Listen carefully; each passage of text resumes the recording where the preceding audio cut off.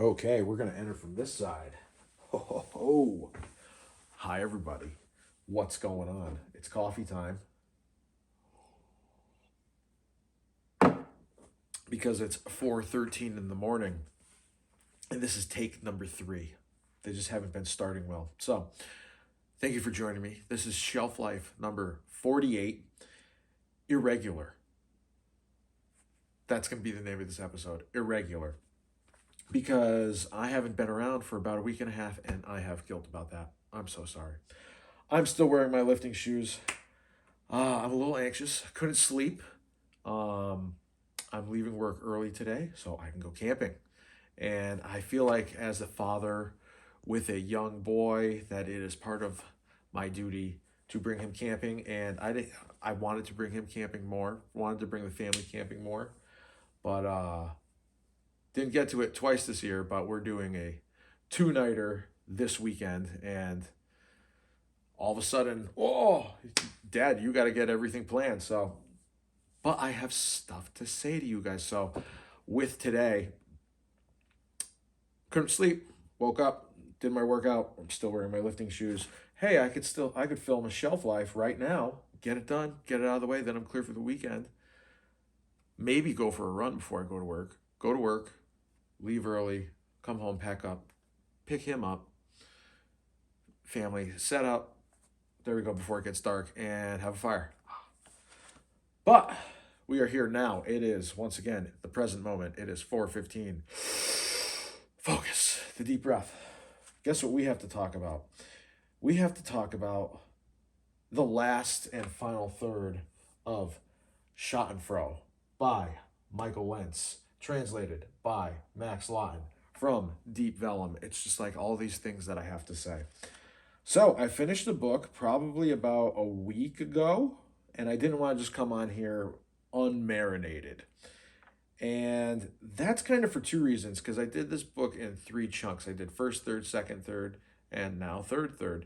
And the first 2 I really annotated, and I really took a lot of good notes. The third, I'm going to be honest, I didn't have a whole lot to say. And looking back now, after letting it marinate, I think it's because I was a little bit lost, and I don't think that was my fault now. At the time, it was like, oh man, you should be paying attention more. But looking back at it now, it's like, I don't know if that's necessarily what we should be looking for. So let me find my notes. All the way back to Shelf Life 47, which was the last one. And do I have a date on that? I do not. So I'm trying to write more too, just...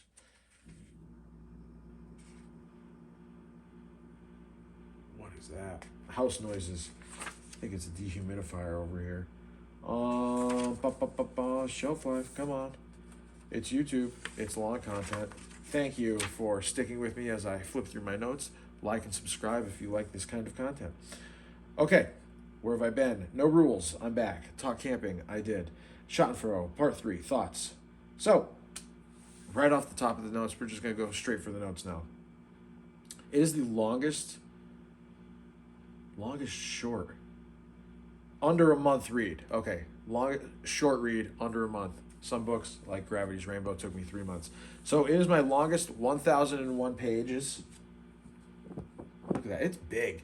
There's some other books that I have that were not even 1,000 pages. Or more than 1,000 pages. But like smaller and shorter. And like this thing is just mammoth. This is just a humongous book. It's almost comical how big that book is. But it's my longest under a month read, PR. And it was easier to read than I thought. Like going through and flipping the pages and going, like just getting a page count down for the day and keeping with my pace, not very difficult to do. I could do 4 pages in... I could do 4 pages in probably like 12 minutes. 10 minutes, and then I would have a little bit left. So I would give myself 10-minute breaks, and I would read 4 pages. And that's usually where I wound up. Okay. Reading this book and my experience of it, it was kind of like and especially the last third.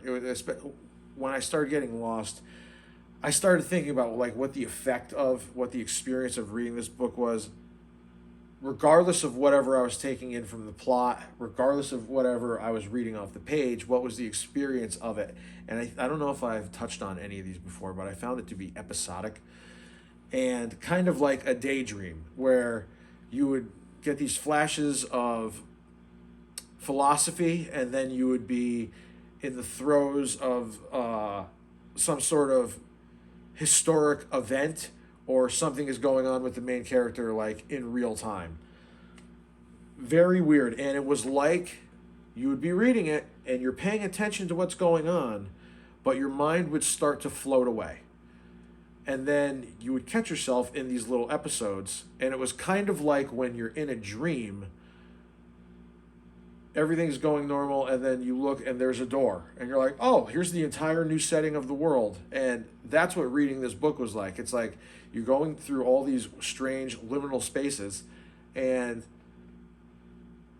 nothing previous matters, because it's like, oh, now we're here, and we're getting like a Vlad the Impaler kind of treatment, and we're going to hear what that entire experience feels like. And it's like the entire rest of the book doesn't even matter at that point. So it was very like in the present, in the moment, now, but it just spanned so much. It's abstract, and I don't feel well read enough to say if this is experimental or if this is artistic stuff or if this is abstract writing. I don't feel like I'm in a position where I can make that call, but it was different, but it was strangely easy to read. It wasn't like Gravity's Rainbow, which is kind of like a cornerstone to compare everything to in this reading space, but this definitely fits that space well. Good interpretations, previous page notes. Last third somewhat lost, more so than others, but it was kind of like a bad trip, out of control mania. Yeah, I could see that. The end of a very bad trip where reality is coming back to you and you're remembering the last part of the trip, and you're anxious and there's no way to come down from that, and you just have to ride it out. And that's kind of what reading the rest of the book was. It's like you would get anxious trying to piece everything together, but once you started just writing it out and doing longer sessions of reading, you would find yourself catching these points of understanding, if you will.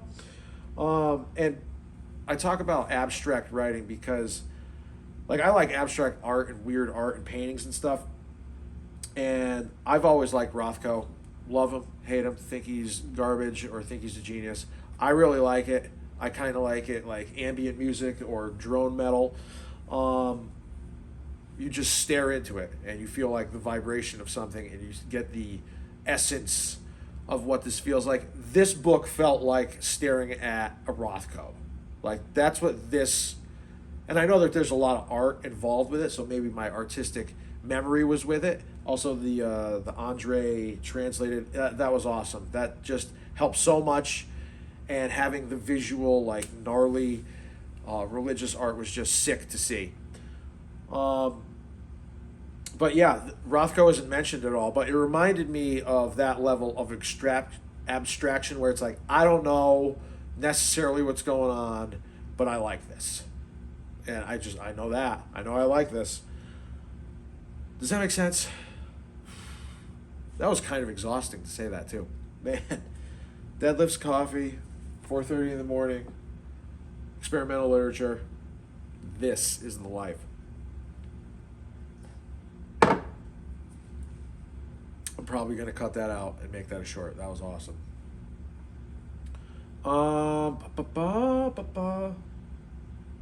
Okay, looking at a Rothko, flip through the book. So I did have some parts in the book, but I also have previous page notes. Let's see. Previous page notes. I think it's just one page. And this was like random stuff I would remember throughout my marination time. The count notes. Shot and Fro. It's like a fantasy nostalgia AI video. Okay, it kind of has that feeling as well to it. I also wrote living through a woodcut. There are certain dreams. I mentioned the impaling. I mentioned before, like medieval torture. There's a lot of things going on in this book about medieval times, medieval society, the medieval religious institutions. Martin Luther is kind of a big player in this, and it has that dreamy. If you've seen those nostalgia videos where it looks like 80s fantasy metal records that come to life and they have the video game sound to them, and like, I don't know, millennials love it because it looks like Castlevania. That's kind of what this book reads like. And living through a woodcut, if you look at like those old dragon woodcuts with the knight, or with like Vlad the Impaler, like those woodcuts, it's like those have come to life, and you, the character Nothing, are now in that. And I really like the whole thing where it's like, am I the author of the book reading it? Because it says what is thought is worded, which is written through the eye, and it's surreal. Let's see. Jarred out of daydreams constantly, reveals the vile, ugly, unforgiving truths of death, grief, and suffering. It's not a quick bite book, but also one to get into a rhythm with, like I was saying, the longer chunks. Longer chunks, it kind of flows and it kind of makes more sense. Versus, the 10-minute, 12-minute, 4 pages. If I could sit down and read 20 pages or read for an hour or something like that, I would get much more out of it than 10 minutes, 10 minutes, 10 minutes, 10 minutes. Death is coming at the end of the book. This was before I finished it. Earlier I tried to make sense of it. Now it's flowing. And at the end of it, the last third, there's a lot going on with, with like grief, end of life care, death of a family member, and all the regrets and suffering that comes with that.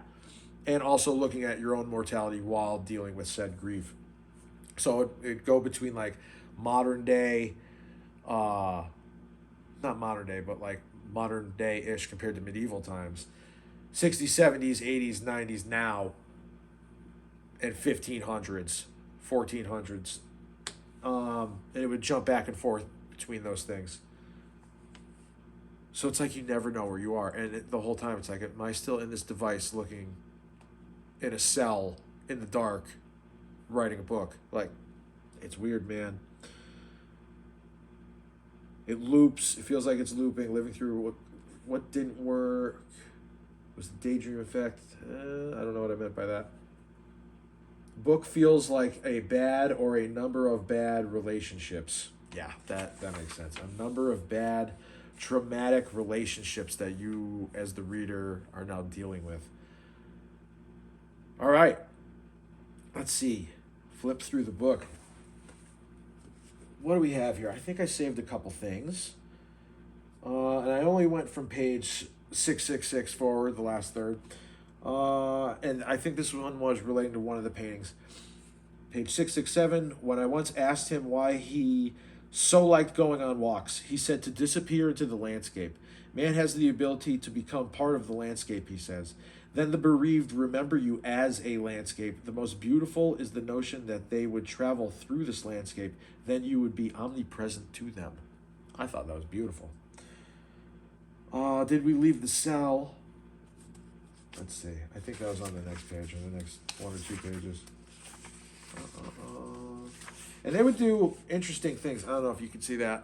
They specifically messed up the word shot and fro. And there were strange little things in there. Like there were little pictures, and then there were parts where it would be written in like a smaller, thinner script. And then it kind of doubled up. Let's see if I can find that real quick. Of course I can't when we're filming. It's impossible. There were a couple poems. There were a couple of pages from the Bible. And then, it was written kind of like I don't know what the word is, but when it's like 2 columns. I can't find it. Of course not. Page 922 had something. 922. Intensive care units are the battery cages of death. See, that's what I meant. It would go from like medieval time to now, end of life care, the modern medical system. All over the place, man. But this was one of the least annotated parts because it was just so all over the place. Definitely going to want to have this be a reread at some point. I think like if this channel survives, we're gonna have to wait until like after 5 years. This is like the year of the plow. I think I have a running idea of what I'm going to name the next year. But we're gonna have a year of the reread where I just specifically read like the best of the best, but thinking long game. But yeah, Shot and Fro, man, it's one of those books I'm still letting bake in my head. It's a wild ride. I think it was totally worth my time and worth my effort. It was not a drag to read, even though I was confused. Whereas like Gravity's Rainbow could be kind of much, and you are lost. This, even though you're lost, you can kind of dream your way through it. And whatever you're reading in the present, if you got to snap yourself out of it, it's like, hey, right now is interesting. And you just keep going. And that's part of just getting that first digestion of a book in, I think. I think that's part of like this first couple years of serious reading. You have to just consume. You need to get that first wash in before you can really delve into the rest of it. And that's kind of the fun part right now. So there's Shot and Fro part 3 of the initials. I might have more to say about this. I might do one video where I really dissect this. What do you guys think? What do you think of the initial hype? What do you think of it yourself? Can you relate to this? Let me know. Talk amongst yourselves in the comments. And be nice. If you say something stupid in my comments, I'm the boss here. You're blocked. You're out. I'm not going to argue with you on the internet. So fair warning, whether it's Instagram or TikTok or YouTube, if you say something dumb, no one's going to see it, and it's gone. That's it. So like and subscribe. But yeah, this took a minute to get through, and this was like my only one read. I had Nicomachean Ethics going, and I think I had something else going at the time. But everything went to the side when this showed up because I wanted to make content about it. And in doing so, I was really able to focus, and I felt myself distracted, wanting to go to other books and read multiple books. And I just don't think that that's for me. It was nice having one book at a time, finish that one, move on. And it's interesting doing my 1 year of making content in between. It's like now and the last quarter of the year. So I'm really examining what my next year is from like September to September, but also upcoming January to January. So it makes you think, it makes you look at your TBR, makes you look at projects. And I will say after a year plus of doing this and plowing through this book, the new book, that was fun. I know I have Shadow Ticket coming up this year. And I also have some pretty lofty reading goals for the end of this year coming into January. But I think for the next year, like I have like the 20, we did 25 or 25. I have the 26 for 26. And I'm thinking about it. I'm like, I kind of want to do a no-buy year just to catch up with what I have. You know what I mean? Do you guys do this? And I've also noticed I have projects. They have just birthed out of me these reading projects. And I wrote them in my notebook or in my notes in my phone, and here are my projects. I have the Joyce Project, where I have all my prerequisites for reading Ulysses. I think it's just going to be fun, and then Ulysses will be the doorway to Finnegan's Wake. That's kind of a Joyce project. Pynchon, I want to read all the Pynchons. Shadow Ticket will be the next one, and then we're gonna do them all. So what order should I do them in? Let me know. We're gonna do a Russian intensive. Brothers K might happen before the end of this year. Let's see. I have Chekhov. I have Gogol. I would like a good taste of Russian lit, and also the DFW, David Foster Wallace syllabus from when he was teaching college. He had a number of reading lists. That's another working project. But like between all these projects and knowing my own reading pace, I have no need for more books. So like the shopping and the hauls and everything, it's like this is completely unnecessary and wasteful. So I don't know. Do you guys go through these seasons? Let me know. But there we go. I've rambled enough. And I think I'm going to have time to upload this and go for a run in the dark. So have fun. Bye. Love ya. Keep reading. Out.